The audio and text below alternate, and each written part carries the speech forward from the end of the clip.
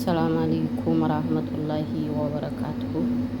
ውድና የተከበራችሁ የሙሰይር ቤተሰቦች አያትች ነገር አያችኋት? ግን እቺ ተከልክላ ማለት ነው እናቴ ስታምር ተንከባለሉ ትል ነበረ።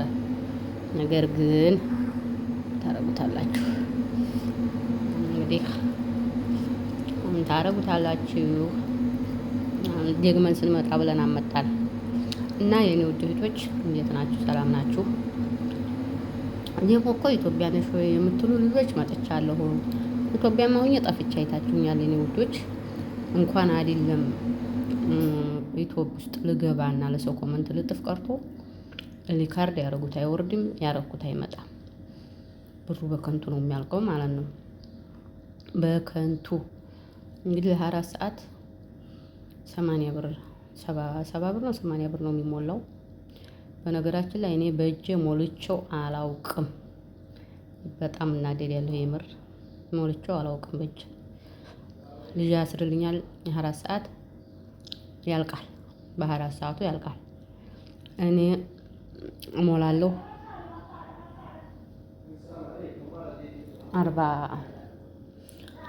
40 ምናምን ብር 45 ብር 40 ምናምን ብር 47 ብር ለጊዜው ይባልና ይታሰራል አለ። ሳምንታዊም ብሎ 30 ምናምን ብር ይሰጣችኋል እኮ የለም። ግን 24 ሰዓቱን ራሱ ሳምንታዊ ያለው 24 ሰዓት አይሞላውም ራሱ አንድ ቀን ተግማሽ ወይም ደግሞ አንድ ቀን ማለችሁ 30 ብር ይላል። 30 ምናምን ብር 4 ብር ወይም 33 ብር ሳምንታዊ ይላል። ውሸቱ ማለት የለም። እንኳን ሳምንት አንድ ቀን አይውልም። ዲሁ ነው የሚለው። በዛ ላይ ኔትወርኩ ሰው ካርድ አያወርድም። የራሴ ካርድ አይሰድም። በቃ ይመጣል ካርዳቸው ድርቅ ብሎ ዝም ነው አይወርድም። የኔም ይሄድ ያያዩት ይመስለኛል አይደርሳቸው። የምር በጣም ነው የሚያቃጥለው።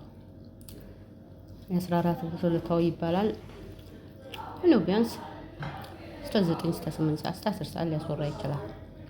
ምንም ኔትወርክ አለበት ቦታ ተሆነ ኔትወርክ ተለለ ከባድ ነው።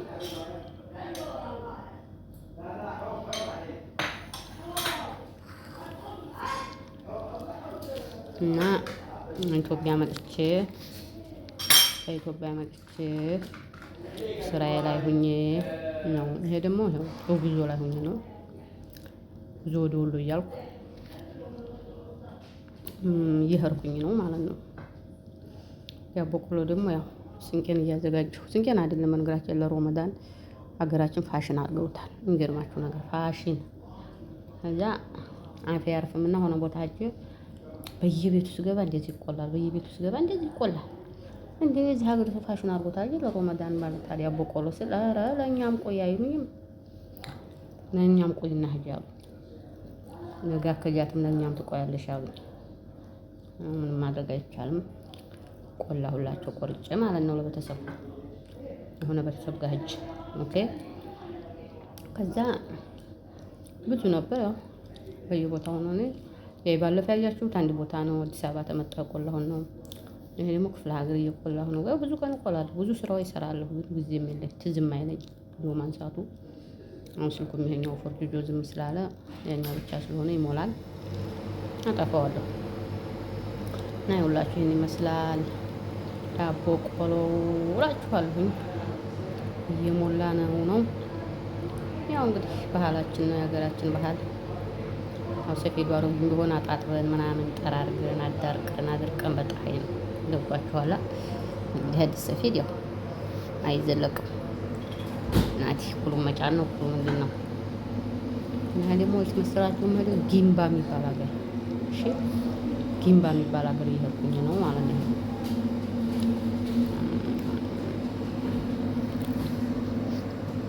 ጊምባ የሚባል ሀገር እየሄድኩኝ ነው። ባህር ዛፉ ምናምን ወይኔ ኢትዮጵያ እኮ ቪዲዮ ይሰራል። ብዙ የምትሰሯቸው ነገሮች አሉ።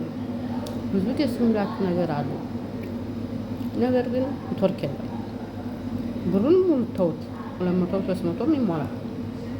ኔትወርኩ የለም። በኔትወርኩ ችግር በጣም ከባድ ነው። ፉልሃው ደግሞ ይኸው ጥላት አልያዝኩ ብላ እንግዲህ ዴጋ ላይ ብርድ የለም። ዴጋነን አሁን የምታዩት ጊንባ ላይ ነው። ጊንባ የምታውቁት ልጆች ሁሉ ለጋምቦ ሆናችሁ ልጆች ማለት ነው። ጊንባ ነው። አሁን እዚህ ጥላት አልያዝኩ አለች። ንፋሷ ላስይዛት አለ ጋሻው ያው በወረት ትጫወትበታለች ማለት ነው። እያጭቆነቆነች ተይ እባክሽ ተይ ጥላ አያስፈልግሽም ብላት እኔ ይዛለሁ ጥላ ፀሐይ እየመታኝ ነው አለችው። ነጠቀች ጥላዋን ታቅፋ እየሄደች ነው የኔ ኮረብሳ እና ይሄን ይመስላል። አላህ ያሳድግልሽ በሉኝ እና ጊንባ ላይ ነን ማለት ነው። አሁን ድንጋው ተመልከቱ። ቤቢ ሰራ እዚህ ሀገር በነገራችን ላይ እኮ ድንጋይ አያስቡም ጊንባ ላይ ማለት ነው። የምሬን ነው።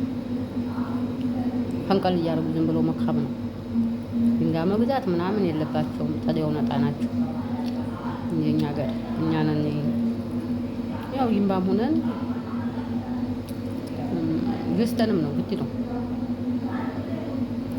አሁን ለዛ ለጊንባ ለተባለው ቤት ገዝቼ ነው ማለትም መጫኛውም ሊርቅ ይችላል። መቆለሉ ራሱ ሰው ያስፈልገዋል። ቢኖርም ሀገር ቤተሰብ ጋር ማለት ነው። ስለዚህ ያው ተገዝቶ ነው።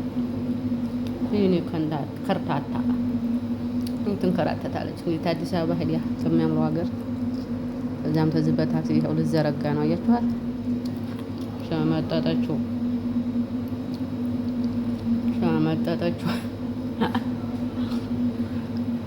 ይኸው ሙያ የለም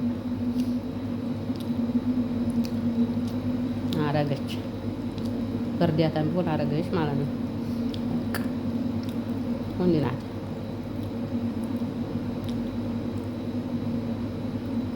እና ይህን ይመስላላችኋለሁ ውዶቼ። ሸር ላይክ እያረጋችሁ እስቲ ተባበሩ። ቶሎ በሉ ማረ ቶሎ በሉ ተው እንዴ ተቆላቁልላችኋል እኮ ቶሎ በሉ። የምር አበዛችሁት ቶሎ ብላችሁ ማለት ነው። እንደው እስቲ አሳዩ። የምር ደስ ብሎኛል። ሰዓቱ ቢነሳ ያቺ ያለችው ዙራን ብትነሳ አልነካውም ብዬ አስቤ ነበር። አይገርማችሁ? አልነካውም ብዬ ነገር ግን ወይም ዝናብ እየጣለ ነው። ማንም ምን መሰላችሁ? አዲስ አበባ ማናሙት ስሟ እያለኝ ማርያም ሰፈር ነው ምናምን ጊዮርጊስ ማርያም ሰፈር ይባላል። ግን ጋራ የሚባል ሀገር ቦታ ነው። ሆኖ አስጠላይ ቦታ ነው። የሀገር እጅ ወደ ጀሞ ምናምን የመታይ ዝናብ ነግራችኋችንም ራሱ ዛጀ ማለት ነው። ያው ብዙ ቤተሰብ ያለው ሰው አስቸጋሪ ነው። ወጥቷል በየቀኑ እና በጣም ያስጠላል።